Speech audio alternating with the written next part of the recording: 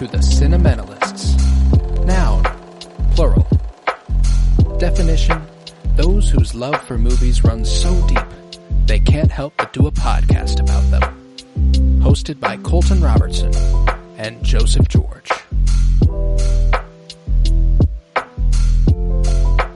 Hello everybody and welcome in to the Cinementalists, where today we conclude a month of watch list maintenance with what is yet another insane high point. Like, I am bewildered we've gotten as many of these as we have in this month of April. Silence is the film we are covering today. The Martin Scorsese religious epic, I wouldn't hesitate to call it. I loved it. Silence originally premiered in November of 2016 at, get this, the Vatican. Let's fucking go. What a fucking beast. Huh. I love that. So Scorsese premiered this at the Vatican, November 2016. Written by Jay Cox and Martin Scorsese. Directed by Martin Scorsese. I'm Colton Robertson. I'm joined by religious zealot Joseph George. What's up, homie? Oh, what up, what up? Always a pleasure to be here. Oh, and it's always a pleasure to have you. Now, me and you have been on record on numerous occasions about our religious affiliations, and I'm sure we'll dive into that more this episode. It's an inevitability with a movie with this subject matter, so I won't give away the game, as it were. But that wasn't the reason I chose this, as the one we needed to get to. The reason I chose it is because I love Martin Scorsese. You love Martin Scorsese. I love Andrew Garfield. I love Adam Driver. I was like, I can't. It was one of those things where, genuinely, as befit the theme of the month, I cannot believe I hadn't watched it sooner. I was like, it's finally time to cross this off, and I'm so fucking glad we did. How'd you feel about Silence? Oh yeah, I'm in the same boat. I love me some Marty. I love maybe Andrew Garfield even more. That's a weird ranking on how to, kind of rank them. But this is like a Marty movie that I've never heard of, really. Like it's never been on my radar, kind of. And then whenever you brought it up that like, oh, there is a Martin Scorsese movie with Andrew Garfield and Adam Driver, and then, Liam Neeson. Oh, also Liam Neeson. Yeah. Yeah. But very, not as prominent in the movie. But regardless, I'm like, okay, well, these are very, very big names for me, and I've always loved these people. And so, yeah, I can't believe I have gone to it. But then after seeing, man, this Marty, I was walking home from just after class, got out, walking back, and as it happens very commonly, David Lynch enters the mind. But ever since watching this movie, I'm like, ooh, I was comparing Lynch and Scorsese. Oh, yeah. And this movie made me, and I don't know if I'm looking too deep into this or I could be just blowing gas, but I feel like when Lynch makes a movie, he might not even know truly what he is going to shoot next sometimes. Like, I think so, it's just kind of whatever comes to him goes. I feel like Scorsese has like more of a complete vision before he even sets out for a movie. Like, I feel like he just knows. Yeah. And you're comparing just completely different filmmakers. Like there is, for reference, I don't have the hubris to believe that you, the listener, know everything we've ever talked about or everything we enjoy. But me and Joseph did an entire podcast on Twin Peaks. We did Fire Pod with me. I was rewatching it. Joseph was watching it for the first time, and he fell in love with David Lynch, and we've covered a few David Lynch movies since. David Lynch is someone I've regarded as one of my favorite artists of all time, if not my favorite artist of all time. And the reason I specify the word artist is because I am less capable of committing to the idea of him as my favorite director of all time. And one of the people that makes that difficult is Martin Scorsese. And it is for the method in the madness. The madness was emphasized with Lynch, and I think Scorsese is so deeply dedicated to the craft of filmmaking. Not, and again, I don't love the phrase, but apples to oranges a little bit. Like there is a Lynch isn't concerned with the formality of the elegance of filmmaking. He is concerned with making something truly original that nobody's ever done before, and there's a different feeling about it. Scorsese, while Lynch did share a reverence for, It's a Wonderful Life and The Wizard of Oz and some really, really iconic old Hollywood films, Scorsese watched movies when he was younger and decided that he wanted to make movies for the big studios. He wanted to do things of that scale for an audience that big. You know what I'm saying? Like he wasn't concerned with doing small little art house projects that, maybe nobody will ever get it. No, Scorsese is deeply concerned, or at least used to be. I don't know where he's at now, but used to be deeply concerned with the way he was perceived. And the thing that makes that impressive is that he never compromised his artistic vision for the sake of the masses. You know what I'm saying? Like even his quote unquote one for them, one for me sort of film is Shutter Island. You know what I'm saying? And that's still a deeply, deeply good movie, and that's his one for them. And I think it's really, really impressive that he is capable of having made movies for nearly 60 years. Like he's been doing this so fucking long. Taxi Driver was 50 years ago this year. That's insane. Taxi Driver was 50 years ago this year. And for his best 4-film run to come between the ages of 70 and 80 is absolutely fucking insane. And I will stand by that. And there's a few I need to watch. There's a few breaking up things that could poke holes in that I just haven't seen yet. I was pretty confident this would be it because Wolf of Wall Street, Silence, Irishman, Killers of the Flower Moon is fucking insane. Sure. That's insane. But, there's a stretch where he did Last Temptation, Goodfellas, Cape Fear, Age of Innocence. And I've never seen Cape Fear, but if it's that good, that might give this a run for. And the amount of runs you can do that with over the course of such a broad career and such a deep career. Like, I just named 8 films that he's done over the course of like a 40 film career, and David Lynch only ever did 10. You know what I'm saying? Like, and that's, again, when it comes to the comparison, I guess what I'm saying is there isn't one. And wrestling with the idea of who your favorite or who you prefer is always going to be difficult, especially when they make such massively different things.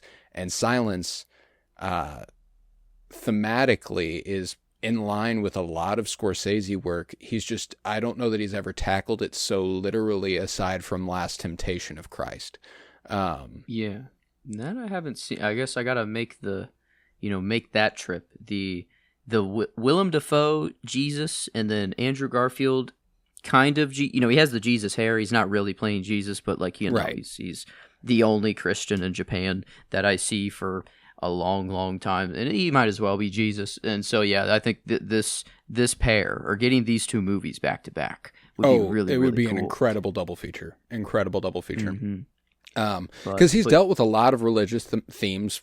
I mean, always. This is something that is so deeply entrenched in Martin Scorsese's films, is his Catholicism and his, Catholic guilt and his wrestling with his faith.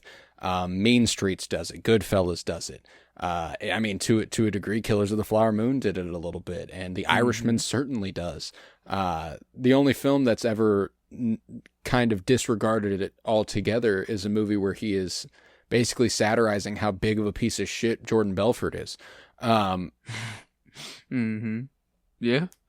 Yeah, that is always crazy that, Wolf of Wall Street just doesn't feel like him. I don't know, like every other movie, it's him, but I don't know why I can never see that as his movie. And even like Shutter Island feels like more of a Nolan kind of movie. And I think maybe he was just like, hey, I can do this too. He's like, I can do the Nolan, kind of thing. But yeah, now that you did, you brought up a very good point, a distinction between director and artist. And I think a couple times say that, yeah, I think Lynch has became my favorite director. But I think that fits better, artist. And I don't know if Marty takes the cake for director quite yet. I think Wes still holds. Yeah, it's a tough. Top. Those are kind of difficult for me to be like. Those are my top three. I'm like Wes, Marty, and Lynch have always just in my kind of, because I've watched a lot of movies, but there are still so many movies I haven't watched, and like the prospect that. That's kind of perceived as a beginner's top three. You know what I'm saying? And I feel like I've watched so many movies and like, but just, I can't help it. Like those are just some of my favorites to ever do it. And this movie was a huge addition to the bag for Scorsese's case as my favorite, because I mean, I've talked about it several times, that stories that wrestle with faith and struggling with your faith and kind of, and it's an interesting distinction because this is something I wrote in my Letterboxd review. I don't struggle with faith, and there are two versions of that. Neither of them, I think, is a example of strength. And I won't say that they aren't examples of morality, but I'll elaborate here in a second. But not struggling with faith either means you've never bothered to struggle with it in the first place. Like you're like, I can't commit myself to this, which is me. I have a tough time wrestling with the idea. You could do what I've done. You can look at the tyranny that man has wrought unto man throughout history and go, I don't know how a benevolent God could have overseen that, which is kind of where I'm at. And again, I'm not going to say that I don't believe in a God, a creator.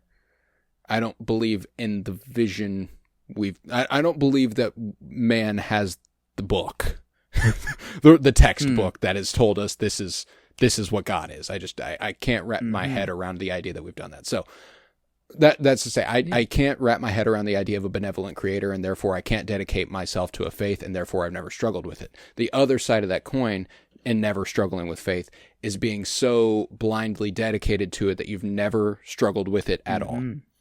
You've just gone, there is a God, he has a higher plan for me, and there is nothing else. I will never question that.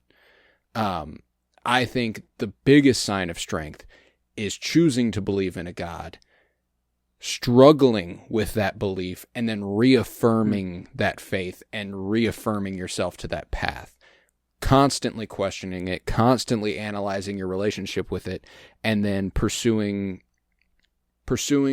to you what makes you a better version of yourself and what makes you a better version of yourself to the people around you. Yeah, and I was kind of, whenever I was writing my review, I was kind of struggling to put it into words of like, is it faith if you are constantly challenging, it and going back and forth, and like because faith is, something that it is truth. It is, your truth, your belief, your core kind of like who you are. And I think I'm just a guy, I'm 26, and that might seem old. I feel old sometimes, but I got a lot more life to go and like a lot more to learn. And to think that I got it all figured out, or that everyone else on the planet has it figured out, or like the stories we tell each other are correct, I don't know. And us humans, we've been around for quite a while. The the oldest skeletons go, like 300,000 plus years, and that's a lot of time. And I know that this can be a very offensive episode to some people, and I'm not trying to come off as discrediting any faith, because I'm in the same boat. I wish I could just blindly accept this and live like that, because I feel like it is such a sweet... And not just blindly accept it. I wish I wish I had the strength of Andrew Garfield's character in this movie. That's the fact that he dedicates himself to this so fully, has his faith so, I would say, irreparably shaken, but it's clearly not irreparable, because he maintains it and he holds on to it even in the face of such struggles, and he questions it thoroughly, and he wonders. That's human. You know what I'm saying? That's what makes people people. It's what separates us from a God. That's humanity to me. And the fact that he struggles with it so thoroughly and then reaffirms it, commits to it, and I'm trying to find the right words, because again, this could be an offensive episode to some people, but if it offends you, I don't mind offending you. You know what I'm saying? Like, there will be very, very reasonable Christians who, if they listen to this and hear this, will completely understand where we're coming from. You know what I'm saying? Like, there are several people who are, and I would say most Christians, there's a very vocal minority, I think, that are, you do it this way, and that's the only way to do it. And that's for every religion. You know what I'm saying? Like, there is no alternate path. Adam Driver's character, whenever he goes, no, you cannot do that.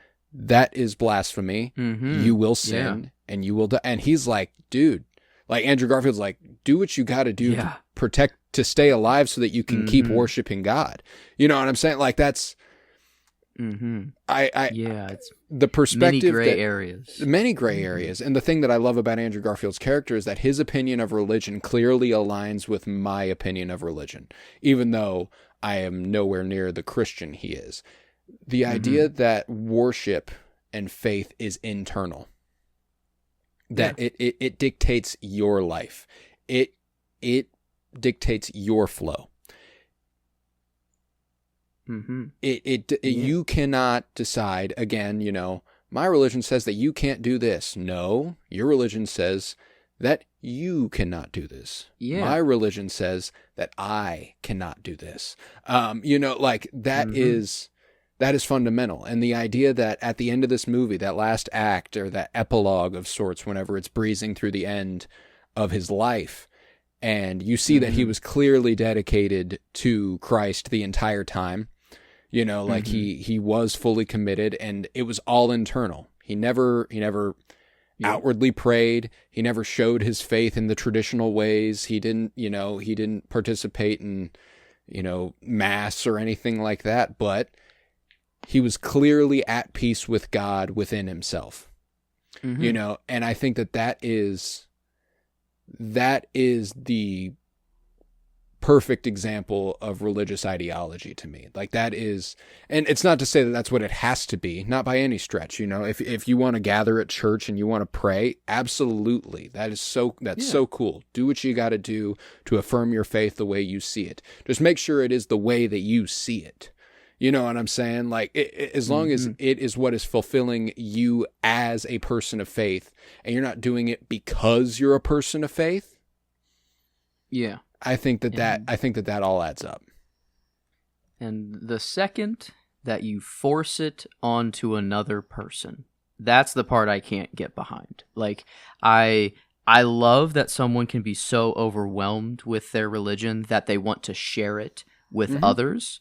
But then when you say, oh, well, if you don't believe the way I do, then I'm either going to kill you, or, or like when inquisitions happen, when, very bad. Terrible. It's a very slippery slope that can happen. And I think that's the beautiful part of faith to me, is that it is a very individual thing. It is, it should kind of be you first, and not being, not you being told to be a Christian or you being told to be a Buddhist, but you make that decision. And then there are many other people out in the world that have that same belief or share it. So I think like the more like it's shared for a reason, but the part that I can't really understand, or that hasn't quite clicked for me, is that say I just happened to be born on the other side of the world and I grew up in China, there's no way I'm like, going to be a Christian, or it seems that it is such a product of your environment, and I don't like what the thought experiment that I like to go to is kind of remove every culture, remove every country, and borders. We are just one humanity. And if I was just plopped onto the planet, with no civilization at all, like do we still arrive at a believing in a higher power? And I think that is true. I think you look at the sun, you look at the moon, you look at the world around you, and you're kind of like, dang, it's like they're again, it's why I'm not, I guess the place I would land on a religious spectrum is agnostic. Like I definitely think that there's too much that seems too perfect. And again, science probably negates this. But like, it's too perfect. Like the world that exists as it is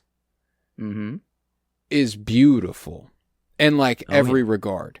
And I know that the universe is infinite and that there is inevitably life beyond here. But it's nowhere near us, dude. You know what I'm saying? Like, it's so far beyond us that like the fact that we exist at all is a fucking miracle. And again, if that means we just evolved from like, amoeba, and then we, evolved and evolved and evolved and evolved and evolved into the point we are, which I think is every bit as possible. And I don't think it negates the idea of a God that created things, but I think it's more of a clock winding situation. Yeah, and that makes a lot more sense with the way that the world is now, like clock wind up and let humans do what they do, but I think I've kind of like, I guess at one point in my life, I believe that I was an atheist. I thought that there was no God. I was sure of it even at some point. And I think that as a scientifically minded person, I think that that's obviously wrong in the first place. You can never be 100% sure of anything. From theory alone? And so I favored the science over everything, and it's just the everything seems perfect because life is so rare, and maybe it just takes such perfect circumstances in order for it to happen, so that we just see the perfect world around us. Yeah. But then I think what switched my mind is that not the beauty in perfection, but the beauty of suffering. Like, and it sounds weird, but I think that's like truly what brings us together, or like what faith is kind of at its core, is that it's like a shared suffering, or we all realize that like, yeah, the world is beautiful and there is perfect, crazy or non-coincident. Like this can't be coincidences, but man, if you look at just humanity, like it does seem pretty bad, or like there are some pretty bad things that you're like, how would a benevolent, creator let these things happen? And it is you don't know what's truly good unless you do have those bad examples. And I don't know, I like to believe that there could be a perfect utopia world where we don't have any bad, but I don't know. I mean, it took me almost dying to have this change of mind, and like to realize how sweet life is. And like I just had such a different kind of outlook, and yeah, like my mother's side's very Catholic, my father's side is Lutheran, and like so I grew up in a very Christian household. And I split off from it initially, told them no, I don't think that way, but now I'm kind of, not that I'm I'm into the church. I think I still have major beef with the church and the organized, business that it has and become. again, yes, I saw people talking online the other day, as one does, and it was deeply, deeply anti-religion. Like just in general, they were like, religion is harmful and it kills. Religion itself is not harmful. Religion itself does not hurt people.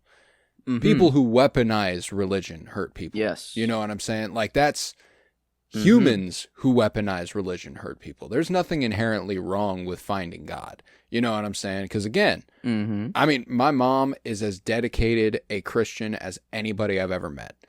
That woman, I don't know. I think it's an honor. I don't think it's blasphemy to label her a saint. You know what I'm saying? Like, she is one of the kindest and most nurturing and giving people on the face of the planet. And while she would love for me to be a Christian, she has never once made me follow that path. She has never once been like, you are going to church every Sunday. You are going to do this. You are going to do that. Because she understands that if I'm going to find my way to it, I'm going to find my way to it. That to her is quote unquote God's plan, like my little brother, my littlest brother, because Quentin on the other side of things is the other example I said earlier for the not struggling with faith. Where I don't struggle with faith is because I've never committed to faith. Where he doesn't struggle with faith is that he's just like, yeah, fuck it. There's a God. Cool. That's fine. I accept that. And that is my truth. And that's life. And whatever, whatever comes, come what may, it's God's plan. Fine. My littlest brother is far more religious than either of us.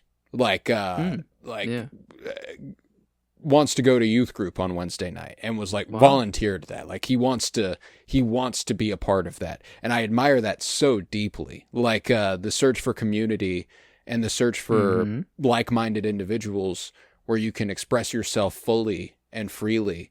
That's super interesting to me. And that's super, like, I'm super proud of him for that. And so that goes back to that example where, like, I was baptized Catholic, days after I was born. Like, I cannot remember it. And I'm forever grateful that if one day I do find religion, that I was baptized Catholic. Because confession is going to go nuts, boys. I tell you what. It's going to go crazy. Forgive me, Father. Yeah, for you're going to have to stay here for 2 days straight. We're going to be here a while. I've never confessed before, and it's I'm 26, so let's get it popping, and I don't plan on going to confession anytime soon. It's one of those things where, like, I don't know. Religion is obviously just such a deeply complicated issue. And it's causing, it has caused historically all sorts of factions and wars have been fought over these things. But again, that's churches and that's people who dictated such things.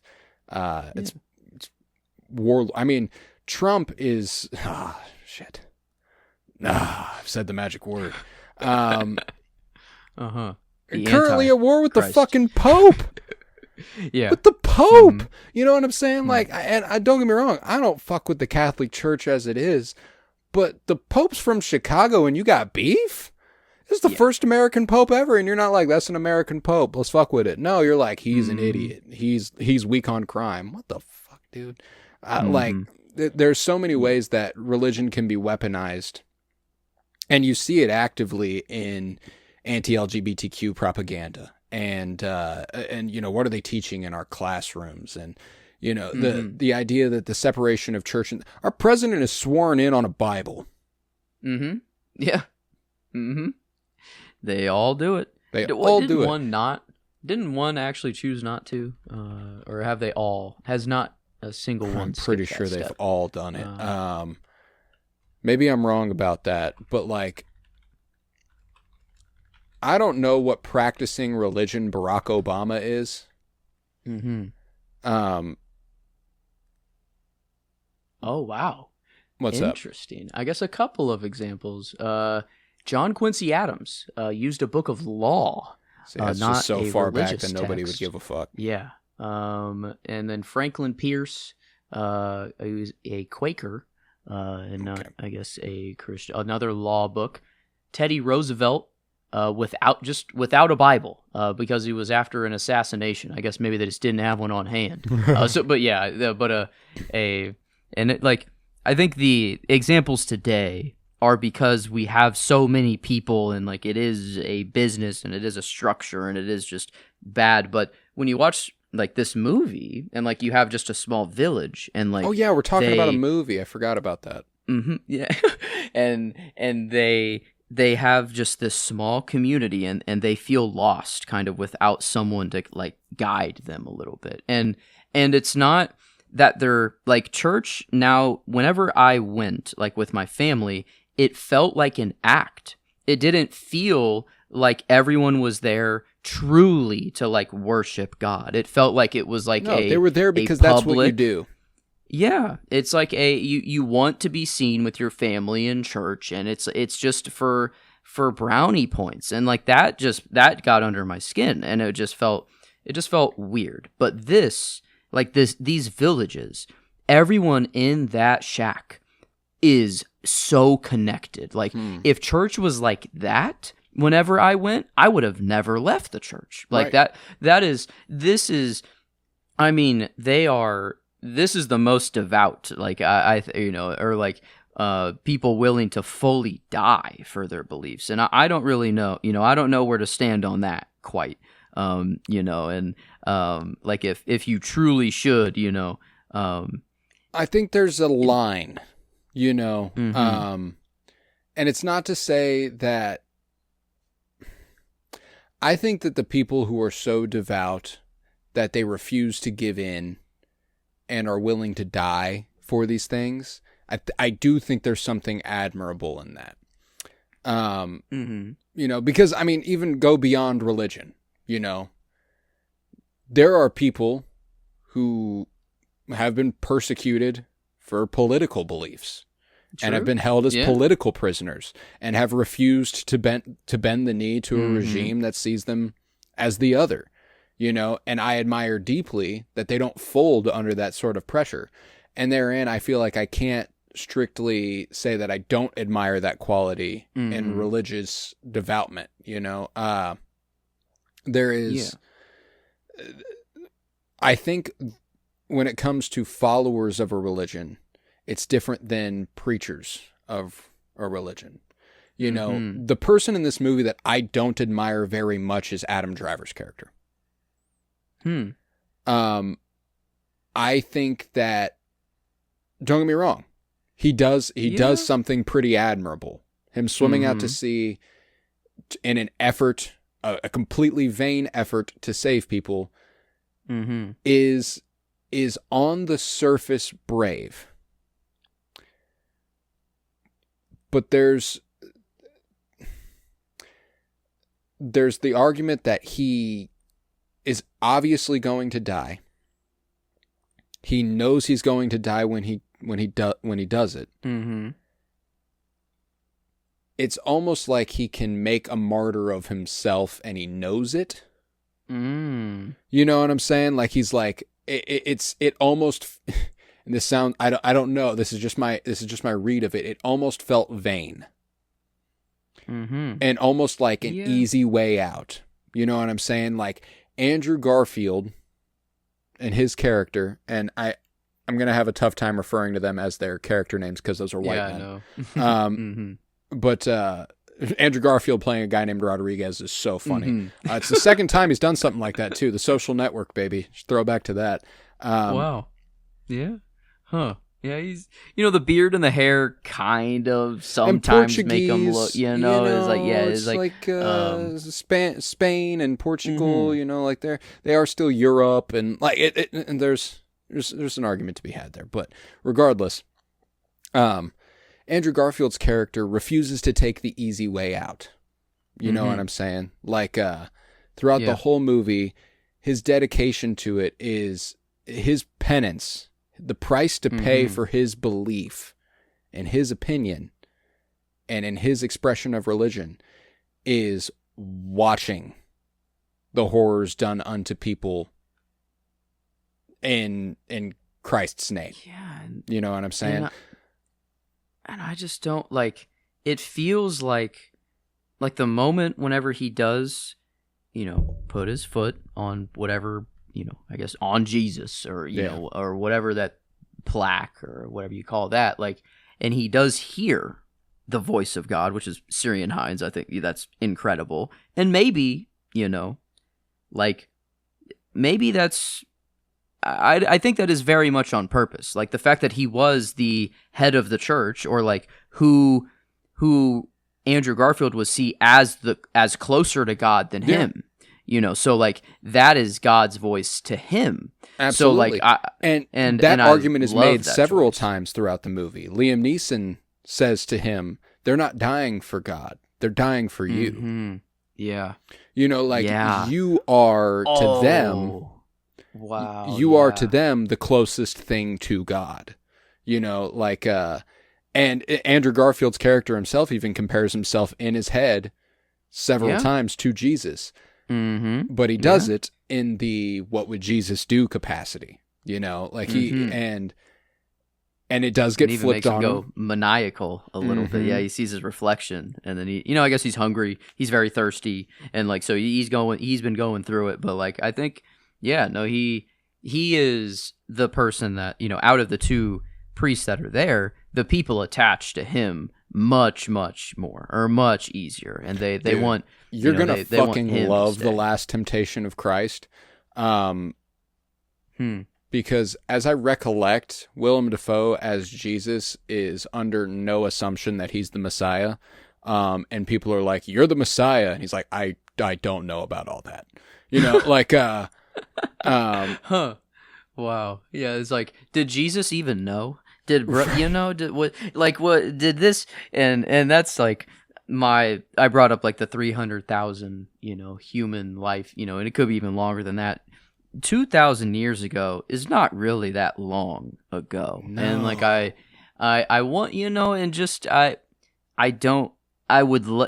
I could time travel back to a time in history, there's two places or 2 points in time I'm going.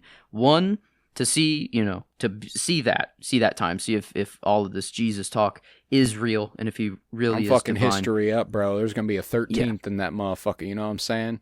No longer 12. I'm in every picture. I'm in the Last Supper painting, bro. Yeah, and it is either that moment or when the pyramids were built, and I would go right before that we say that they were built to see if they're already there or not. And the pyramids might be the closest thing to Jesus to me in real life. I don't know, but yeah, I have no kind of qualms internally with a higher power. I don't think humans are the top of the totem pole. You know, and whether that means a creator of the universe at large, or maybe even just a creator of us on Earth, you know, I don't know where the level stops. All right, like I'm still refining what that means. But every story that's told, or every holy text, or everything like that, they all tell very, very similar things. Like, and I think you boil down religion, like the values that religion teaches, and obviously there are pretty clear differences between, you know, some course. You know, there isn't you know, like the two we have here, there isn't a you know, creator. God. It is just the sun. It's right there, you know, it rises every day, and like and if they and again, every religion at some point has done some shit that is not every religion. Somebody has weaponized every religion to do some shit like this within every faction. The shit that the Buddhists are preaching is actually dope. Yeah. You know, like, be one with nature, ascend yourself, that go, like, love that. Like, be so in tune with yourself that you realize you're more than just a human. I love that. I love that. And again, shit that the Christians are preaching, I fuck with that too. It's anything that prides itself on finding oneness and finding a peace with others and yourself, I'm gonna be down with that. You know, ideologically, finding peace and being built on love, that's all I care about, you know? And the method of which is love. Yes, I loved the metaphor of like the roots don't take here. The tree doesn't grow, and then no, you poisoned the land. It would have been fine. It was fine. There were, I think, I brought up 300,000 years, but Rodriguez brings up 300,000 Christians were in Japan at one time, and then oopsies, a few guys got together and said, actually, we don't like this in our country. Let's do something about it. And then, dang. So, that doesn't Japan feel great again. Yeah. Yeah, that doesn't feel like that is just a few people that had just such a big impact, and it feels like so much more suffering or very, very bad.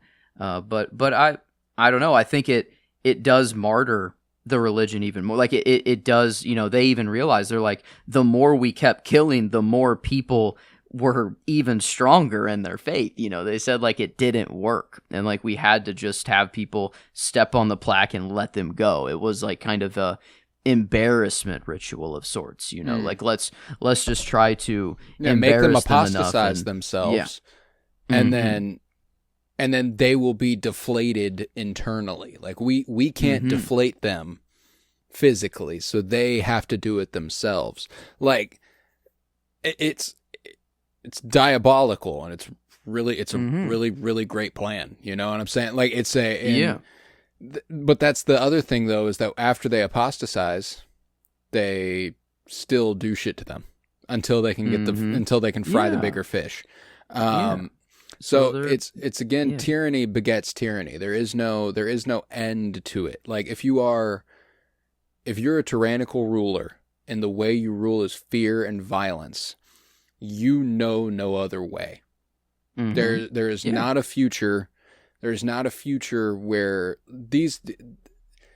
and that's where these guys. And again, I'm not far from practiced Buddhist, but I have to imagine that these guys are weaponizing the idea of oneness and the idea of self-certainty and internal understanding, and like to the point where they're like, this must be what's right if this is what I think I should do. You know what I'm saying? Yeah. Like and again, this is the same thing that ends up getting weaponized by every religion, is like, it must be God's plan. This must be what Allah has planned for me. Like this must be what I'm supposed to do. And that's why I think it is always good as humans to always be evolving and always be changing and always be challenging yourself. And I think one of those things that needs to be evaluated generally is your faith and your belief in things. I used to be a quiet atheist too. I'd tell people, I'm not sure, but I didn't believe, I didn't believe there was a God.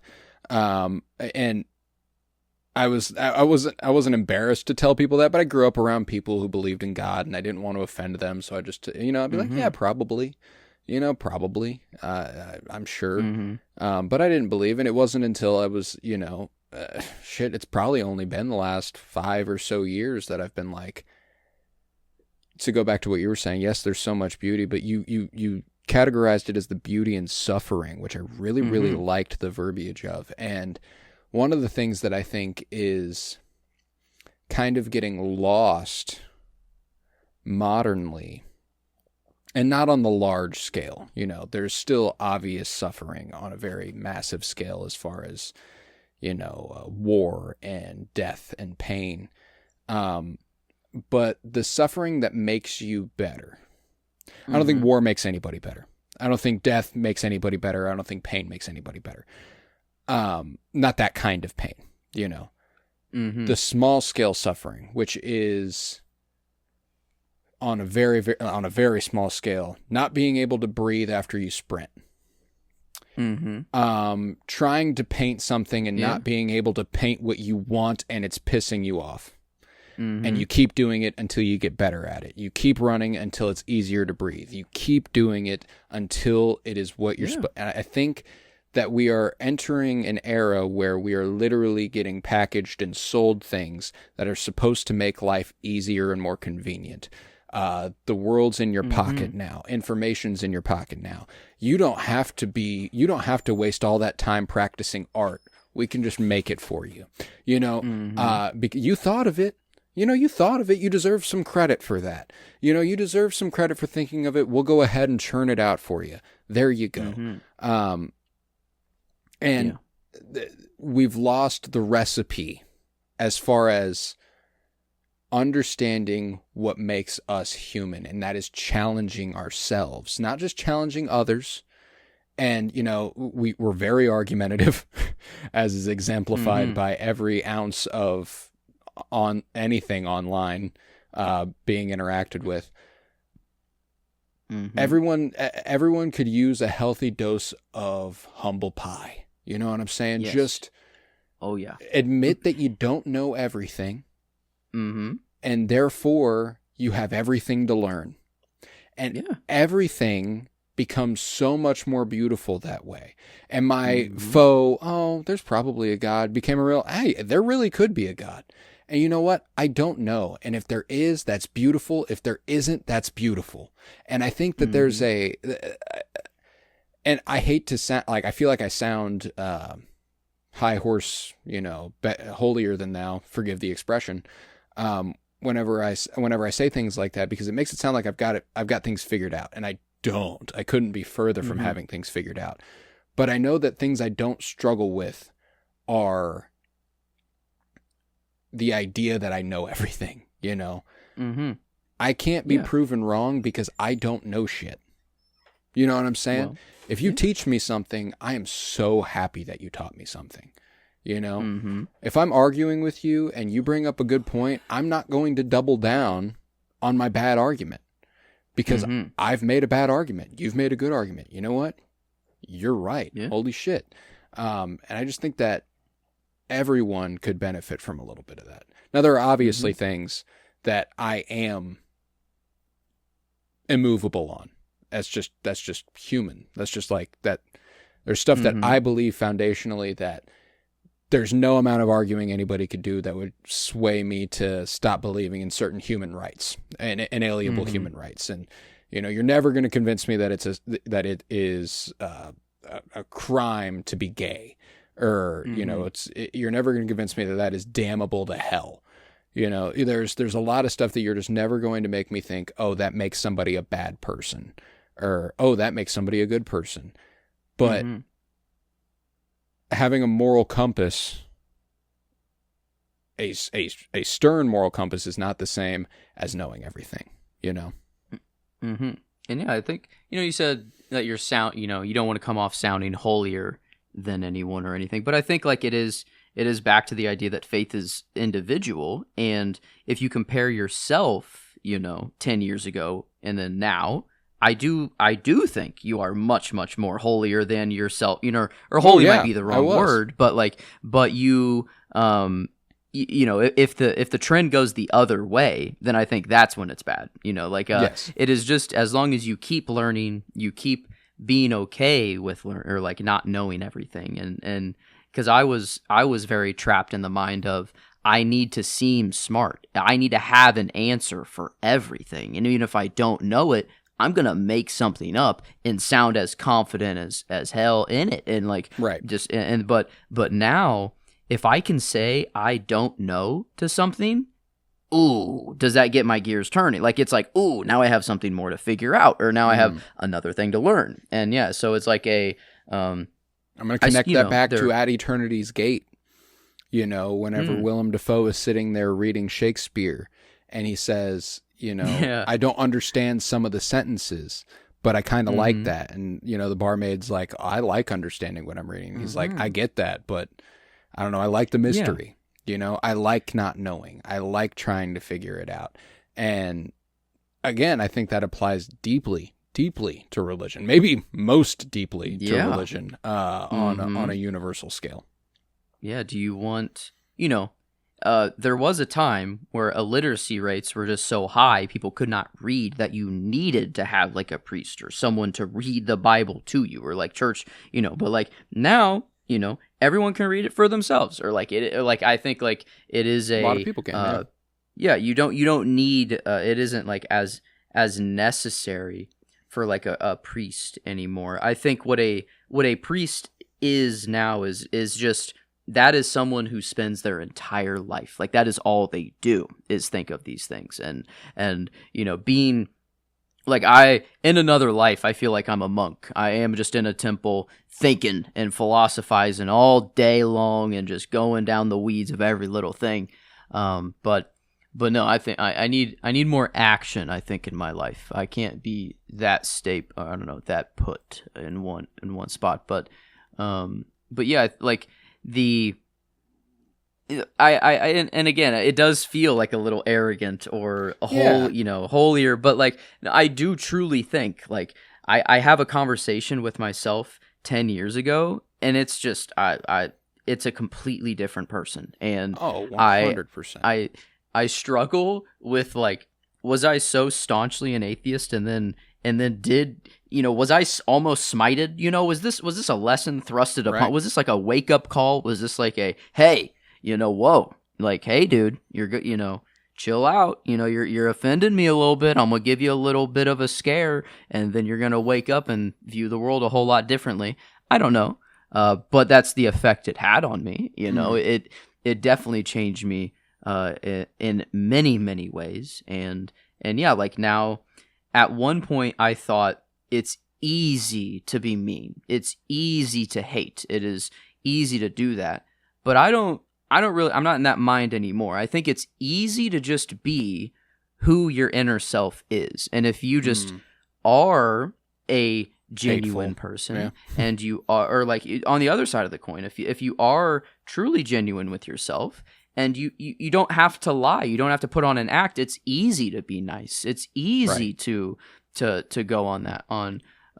It might be easier to fall down the slope of being mean and hate. I don't know. Maybe that's an easier slope to go down. But I feel like it's both ways. Like the more I've cut out lying, I find it just hard. It's more difficult on myself to lie. Like it's just, you find yourself in traps. And when I cut that out, it's just like, oh my gosh, no filter is needed anymore. Right.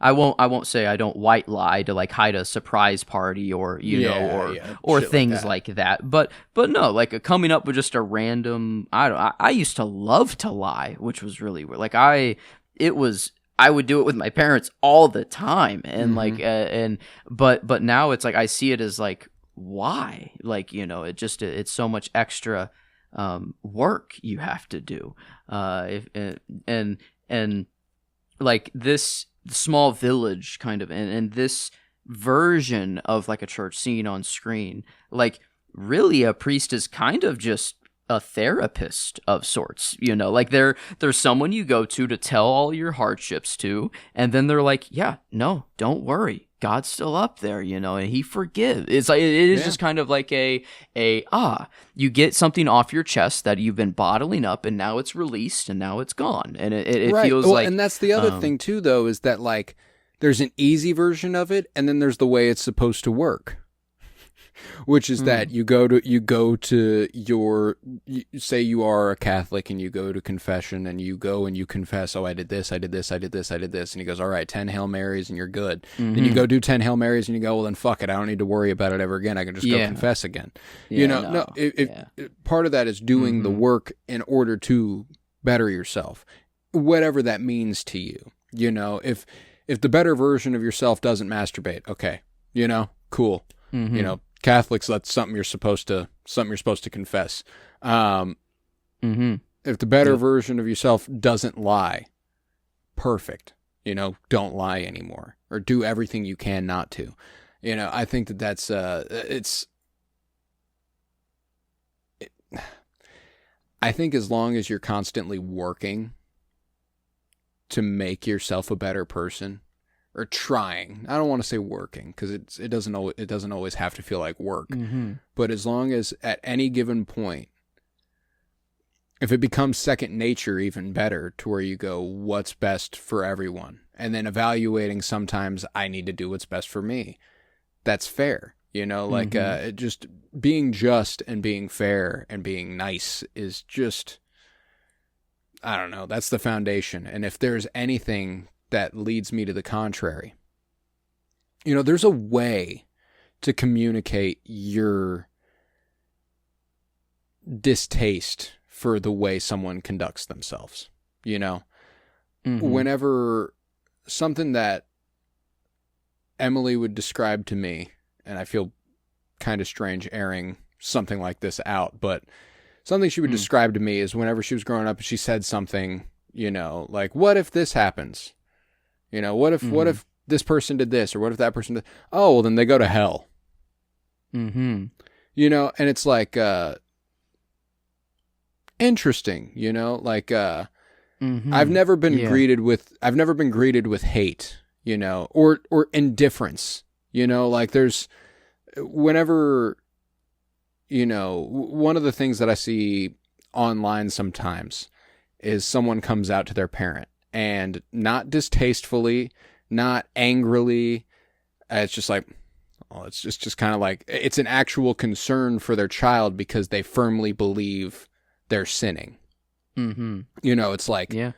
Oh, well, I'm sorry, honey, but then you're going to hell, like, mm-hmm. Yeah. I can't access that. You know what I'm saying? Mm-hmm. Like, I can't access that sort of indifference or that sort of prejudice. And that's the sort of thing that drives me away from organized religion. In a more day-to-day practical capacity than the, Inquisitions and, general wars being fought about. Yeah, whenever I eventually, the time was up for me to get confirmed as whether they let me decide whether I wanted to go the Catholic or Lutheran route, and then I chose plan C and said, you know what, actually, I'm telling you, I don't believe in the first place. Was a very, very hard time for my parents. They didn't talk to me for quite a while, but I did hear the words, then, well, if you don't believe, then you are going to hell. And it was like, it seems so black and white for some things. And like, but then, the teachings are Jesus and God forgive all. They forgive all. Yeah. And that doesn't feel really it's right incredibly either. Contradictory. Yeah. Like Hitler, that dude deserves to be in hell, and that is a black and white case there. I don't think that dude does all that he did and then he finds God and then like is in heaven. I don't know. I he also can't blew really... his shit smooth off, which is technically a straight to hell ticket also.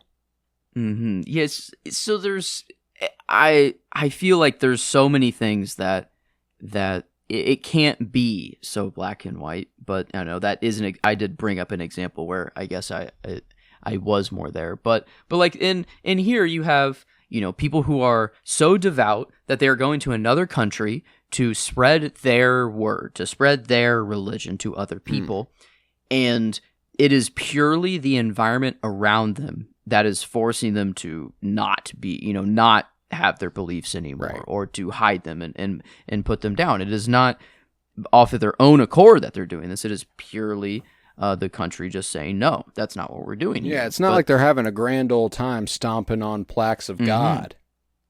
Yeah.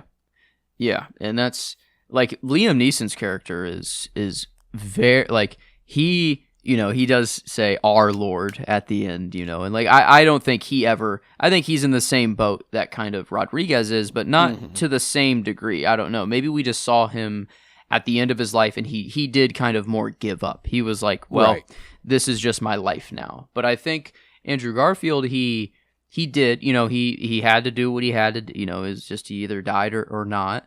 But I, he never lost sight, I think, the whole time. And yeah, I think that's like whenever you do hear the voice of Syrian Hines coming in there. Like I didn't expect to hear anyone, or anything, and then actually, hearing that was, I don't know, like there were so many like goosebump moments. There were so many. And then like terrible moments too. Like I was eating a sandwich during during the beginning, I'm like, oh well, I'm not going to eat yet. They're pouring boiling water on people and torturing people, and then it calmed down a little bit, and I'm like, okay, I think I can eat now, and I started eating, and then they start wrapping people in hay and then burning them at the stake. I think this was when the guy who over and over Kichiro what was it? It started Kichiro. with Kichiro. Kichiro. And incredible character. When his family, when his family was going, and like that was his punishment. I'm like, oh well, I can't eat right now. Like this is, I feel like is just. I love that character, by the way. I love Kichihiro. I really do, and the reason being is that I think by the end of the movie, Andrew Garfield's character understands. Understands that character and why he conducted himself the way he does, but just on a human level, on the simplest level, the reason he has to keep doing this, which is apostatize, apologize, apostatize, apologize, apostatize, apologize, is because if he was ever going to just accept it, it was going to be when his entire family died. Now he can never go back. You know what I'm saying? Like there's a level where like if he was ever going to just commit to this and I'll die for this, it should have been then and there with them, but he chose to live, and therefore every chance he gets, he has to choose to live, or else he's doing them a disservice. You know? Why, like, it pushes people further into their faith. Like, it is like, it's more of like a guilt. Like, you're guilted into your faith kind of at that point. Like, they already believed in the first place, but now, like, well, you can't really give up now, or else what you did is completely, just useless. Your family died for nothing. And, like, and this is kind of going outside of the world. I guess I'm fresh off a Daredevil episode, but the idea of, what's the Poindexter? Is that his name? Yeah. The guy who is like, it doesn't matter. None of this matters. Like you think that what you're doing actually matters, but on the grand scheme, it's nothing. And I used to kind of be in that camp that like I'm gonna live and I'm gonna return to the dirt just as or whatever. And there's no ripple. It doesn't seem that there's a big effect, but I'm a much more believer in the butterfly effect now, that like there is a ripple in everything you do, no matter what. And I think like these decisions do send a ripple through time, because like, I mean, I hate that I'm going back to Hitler, but like such a bad man is told throughout time that we know, that is the example we jump to all the time because he was so evil. And it's like, we don't want to repeat that ever again. So it's like knowing that it's there, like Judas betrayed Jesus for 30 silver and Kichiro does it for 300. And so like it's history kind of repeating itself. And now, Rodriguez gets to have that context. He's like, oh, I know this story already. And instead of, he has frustration with Kichiro. He doesn't fully, he does have, kind of, he turns away from him at first and he smells bad or whatever, but he does forgive. He does, like, he understands. And I think like there's so many many avenues that this movie goes down that are just so beautiful, like different levels of faith, different, and how many people it affects. And then just seeing what a government can do to fit, to completely just rip everything up from the roots. Yeah. And so it's like, this was, I feel like we haven't been, I haven't been, loving the movie or praising Marty and Liam Neeson and Andrew Garfield and all these people. I think it says a lot whenever a movie can make us talk about things in a way that isn't strictly about the movie. It's what the movie is about. And To narrow in though, to zero in on the movie, I agree wholeheartedly. It is, there are some magnificent beats of silence, of there's beautiful imagery of nature and the world, and I love the cave shots, like looking out of the cave and seeing them like crucified in the water and stuff. Like that's one of the most gorgeous images in the movie, even though it's so harrowing. Like it's just a beautiful shot. There's unbelievable performance from Andrew Garfield, probably my favorite of his career. Yeah, that's hard for me to reconcile because I've always been a Tick Tick Boom truther as far as Andrew Garfield's my favorite Andrew Garfield. But oh man, I think this just did it, man. Adam Driver, incredible. Lost 50 pounds for this role, and you can tell. Yeah, that man. Yeah, and here for reference, this is a gentleman who has that fucking girth. By the way, Adam Driver. Yes, he does. Look at the size of him in The Last Jedi. Yeah. This movie was 2016. The Last Jedi was 2017. Oh my God. You know, is Buff Kylo? That's The Last Jedi, I guess, technically. You know, or when he has his shirt off, swole Kylo. Yeah. But like, no, he's still that big. He was still. He's a big like dude. That. Yeah. In Force Awakens. But man, yeah, I think the biggest example, or the weight loss that I always jump to, I still haven't seen it, but the Christian Bale. Yeah, Machinist. Yeah. Yes, Machinist, yeah. And I think like that is the craziest one I've ever seen so far. But this one did shock me. I'm like, holy crap, that's Adam Driver. I'm like, oh my God, is this a body double? Is this, but dude, like he looks itty bitty. Like the shape of his face is weird because he lost so much weight.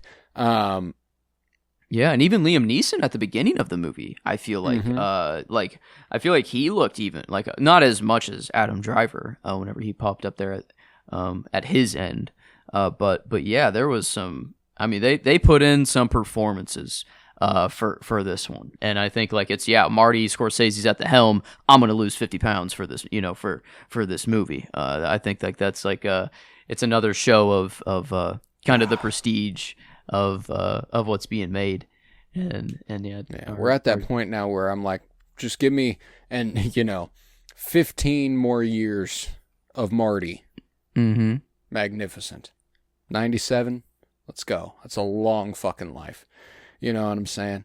And he'll be making movies until the day he drops, but give me another Andrew Garfield movie with Martin Scorsese, please. Just please. He dropped out of the Frankenstein movie because of scheduling conflicts. I'm praying it's for a Scorsese movie, because there's been rumors about another Scorsese Jesus movie, and I would love it if Andrew Garfield stepped back into that sort of literal role. I would just love to see them work together again. But Scorsese is just, he's on a fucking tear. Like the last 4 feature films he's done have been some of the best movies he's ever made. And I know me and you are in a different camp, not from each other, but from most people regarding The Irishman. Like The Irishman is not a popular movie. People don't love The Irishman, but I fucking love The Irishman. And I think that he's just such a brilliant filmmaker, and I think that don't mindlessly praise everything he does, but engage with it honestly, and Jesus, there's some really beautiful stuff to find there. And this is, there's an argument to be made that Killers of the Flower Moon and this are the 2 most significant pieces of film he's ever made. Like they are magnanimous. They're definitely my top 2 from him, and I think it's if I had a gun to my head, and it might be recency bias right now, I think I do choose Silence. But Killer, like I texted you that it felt like Killers of the Flower Moon was more complete, and I don't really know where that's coming from, and not to say that this movie doesn't feel complete. Like it is 2 hours 40 minutes, but man, like it was like at the start a little slow, but then once it started, once you get in, you're just like, oh, I was enveloped completely. And yeah, he loves to make the long movies. You know, he gets you in the theater, and he sits you down for a while, and that's like, I love that. You know, I love that. It is an epic. Like this, I don't know. It is kind of, to call it a movie is, it just feels, I don't know. It's not comparable to a lot of other things. But yeah, those are my top two from him for sure. And this, I have a tough time. I have a tough time telling you I feel differently. I think that and the ones that I go back to, I like for completely different reasons. Like Silence and Killers of the Flower Moon feel like I don't know. They feel like they were made with such deep intent and care. Not to say that other stuff he's made doesn't feel that way. It just feels so it almost feels like it was for something greater than himself. You know, like, I'm making this for a reason. And it's beyond, I just want to make it. You know what I'm saying? Like, it feels more profound than that. And the other ones I go back to are like Goodfellas and After Hours, and I love After Hours, Taxi Driver and Age of Innocence, and you know, there's a lot of really, really, really great movies he's done that just don't feel the way that those two feel, and there's just a different air about them. Casino and The Departed, and fucking The Aviator and Hugo, and it's just a crazy list of movies that this guy has done. Man. Yeah, and to see what he's coming up with now, is like anything he puts out, I think, like, and that's a weird. You have like Tarantino, who's like, nah, you know, this is it, like, I'm done, and then you have Marty, who's like, well, if I can make a movie, I'm gonna make a movie. Like, he's like, I got to. If I'm not, it feels wrong, and that, like, but this, and I wonder if it is the just religious context. It is like, you do have to be more careful, I feel like, with this movie, you know, like, to just how the world will take it. Like, a lot of people could be very easily offended. I don't know if that just made him kind of focus on it more, or if it is just, you know, it is a story truly about faith. And I think, like, that is, maybe this is his internal battle. Maybe he kind of has he loves the Christian ideals, but also, you know, like, he sees how, you know, the Buddhist ideals work for him too. And maybe he's, you know, just trying to really get at that. It isn't the faith, or it isn't the beliefs. It is just what is done with them and the weaponizing of it. That is, absolutely. It's it's something he's grappled with throughout his filmography. Like, Mean Streets is a deeply religious film that is not religious at all. Like, you're never like, oh, this is about Jesus Christ or anything, you know, the way that you are with The Last Temptation or even this, but deeply religious. Goodfellas even has some deeply religious stuff going on in it. The Irishman had some really, really religious stuff going on. There's a lot of him grappling with Catholic guilt specifically, how he's not a good enough Christian, you know, like, I haven't done enough to be a good Catholic. Is something you'll find a lot of over the course of Martin Scorsese's filmography. And it's something that it's one of the reasons that I'm so fucking thankful that I wasn't brought up Catholic, even though I was baptized Catholic and everything, is because, man, they struggle. If they take it seriously, they struggle with identity. That's at least that's the perception I have. And man, I don't know, like, he has made Last Temptation and this, and I feel it might be repetitive to do it again, but no, run it back with Andrew Garfield, and let's go, you know, or maybe flip just Andrew Garfield is the second coming, you know. Don't make the old, you know, movie. Don't tell the old story. Tell a new story, and then just our new Jesus. I'm pretty sure the concept that's been floated for a new Martin Scorsese Jesus movie would be placed like in modern day New York. Whoa. Yeah, like, it would be Jesus. I keep thinking of other movies that Marty's did. Gangs of New York. That's another Marty. I was like, what's the gap between the late 90s, early Bringing Out the Dead, Gangs of New York? You got Raging Bull in the 80s, The Last Waltz, I need to see The Raging dude's- Bull. I've heard so much about that Raging one. Bull's I so think that's- fucking good. yeah, One of the greatest sports that's- movies ever. Just boxing, so it's cinematic as hell anyway. But yeah, the complete flip the script there is like this I get much more behind this virtuously and all these ideals that are being spit here, but fighting, I'm so much not a fighter, but man, is it entertaining to watch two people just in a ring go at it's like we're a weird species. We got some weird our brains just I don't know how that's it's so complex that it's beyond us. That's why I always go back to like there has to be something above us, it feels like.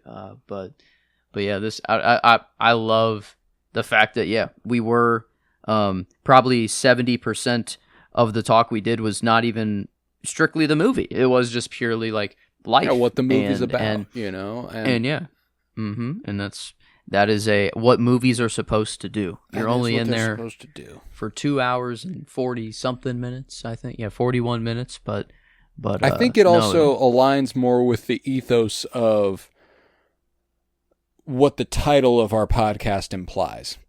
We once got a YouTube comment that said something along the lines of, I love the name of your podcast, but it says more about you than it does movies. And I'm like, that's what I want, though. Mm-hmm. Yeah. I want, I don't, I want to talk about the movie, of course, but I think channeling a larger conversation through a movie, I think is much more fun to do. Some of our most boring episodes, I would argue, are us not being able to do what we did here. We sit down and we watch movies sometimes and we go, how are we going to talk about that for more than 45 minutes? Because me and you, we can talk about anything for 45 minutes, which sounds like a lot to some people, but for us, 45 minutes is so fucking easy. This was not one of those. I was like, this is going to be a chonker in comparison to some of our other ones. But, man, it was... Yeah, it was like, it's... I knew while watching. Like, I'm only 30 minutes into the movie, and I'm like, okay, this one, it's going to be tough to keep the train of... I thought I was just going to get lost, and I did a couple times. I went down the pyramid route. I went down, I went on some crazy tangents. Ever so briefly. But no, this was... I think I will say it is my Marty top one. I think, and I don't know if that is just... I'll have to watch Killers again to reassess, and maybe when I watch Killers, I'm like, oh man. I'll confidently state Marty top 3. Certainly top 3, probably top 2, maybe top 1. That's what I'll say. On a given day, I guess, is what day of the week it happens to be, which viewing happened to be the most recent. But with that, I think I will do some plugs. We'll rate this movie, and then we'll get out of here. This is the last movie we are covering for a month. That's wild. We are not going to be covering a movie in May. No. Not here, anyway. Mandalorian and Grogu comes out. Geek With Me might be getting some action. I'll talk about that here in a second. But we're not discussing a movie every Friday in the month of May. No. Instead, we are going to be doing a top 100. Yes, folks, please clap. Top 100. We haven't done one of these since January of last year. We did top 100 movies of the 2020s. And we're going to be switching it up big time because this is our top 100 favorite actors and actresses ever. We are not limited by time here. Although I expect that most of them, as we are mid-20s and we were born in the year 2000, most of them will be contemporary, but they're not all going to be strictly contemporary, but most of them will definitely mostly still be working, if not recently retired or otherwise. But it's going to be a lot of fun. It's going to be a lot of fun. Top 100 actors and actresses. It's so hard. I'm working on the list, and it's so fucking difficult to even limit it to 100. To the point where if we'd had a better jump on this, because this episode that I'm recording right now comes out, it's after midnight tomorrow. which means we have less than a week to record 2 episodes, which will be coming out next Friday, part 1 and 2 of the top 100. That's the entirety of the 90s and the entirety of the 80s. And there'll be 10 per episode, 10 parts, 5 weeks. Great deal. Top 100 actors and actresses coming in May on the Cinementalists. I briefly mentioned Geek With Me, as The Mandalorian and Grogu does come out next month, so we're not totally going to abandon movie coverage, I imagine. Yeah. Because I'm going to go see that, and I imagine I'll be sitting next to my boy Joe when I do so. But we will almost certainly be discussing that on Geek With Me, and if we don't, we will be discussing other things on Geek With Me. Maul, the Shadow Lord, is on right now. Daredevil Born Again will be coming to a close pretty soon here within the next couple weeks, and Joe mentioned Daredevil a little bit ago. That's something that we are enamored with, so I'm excited to talk about that at some point on Geek With Me. I already did the plug for Fire Pod with me at the beginning of the episode, because how are we possibly going to go an entire episode without bringing up David Lynch? We love to do it, folks. We love bringing up David Lynch. It's something we do every week. So that's the slate. The Cinementalist has the top 100 actors and actresses coming in May. After that is June, which is Pride Month.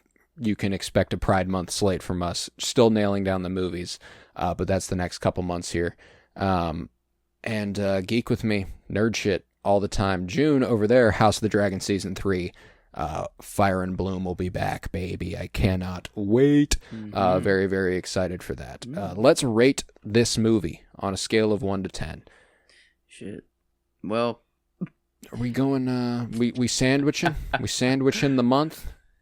Yeah, I mean, I'm there. It's just I always hesitate because it's like, man, are we just giving them out too easily? But I think no, we specifically chose movies that we haven't seen that we need to cross off, and I think this, we just happened to we got a really good slate, and the fact that we can talk about not even the movie for so long. And I feel like we could have cut out all of that conversation and purely talked about the movie for an hour as well. 100%. In fact, the only reason this episode is ending so soon is to not burden the listener with another hour of discussion. What's more to say than what we said about the movie? Not strictly. It's just so good. It's so good. I'm a 10. I'm a 10 there. It's as perfect a Marty movie as I've seen. It's beautiful to look at. It's incredibly performed. I love the score. I think it's written beautifully. It's performed magnificently. You have to watch Shogun now. You have to watch Shogun. Yeah. Okay. I do have Hulu. I do have it available to me now. Thank you, my sister, for getting a new apartment, and it came with the Disney Plus and Hulu bundle. There you go. I'm in there. Shogun, especially if you're really high on this, you'll love Shogun. Oh my God, so good. But so 10s across the board, I think. Feel pretty good about that for Silence. Yeah. And what a way to conclude an incredible month. We covered Children of Men, At Eternity's Gate, The Green Mile, Scooby-Doo 2, Monsters Unleashed, which Silence just doesn't hold a candle to, and then Silence. Marty. Yeah, sorry, Marty. You will never be Raja Gosnell. But that's okay. There's levels to everything. That's just how it works. But a great ass. This was a beautiful month of movies. Beautiful month, and I can't wait. I'm already excited to get back to movie coverage, and we haven't even started doing our top 100 yet. So I'm very excited. We will be back next week. 2 episodes next Friday. You better be there. We'll see you then. In the meantime, I was Colton Robertson. I was joined by Joseph George. Thank you very much, homie. Oh, thank you for having me. It's always a pleasure to be here, homie. Oh, and it's always a pleasure to have you. And remember, never bend the knee to your tyrannical overlords and your government. Fuck ICE. Fuck Trump. Fuck Benjamin Netanyahu.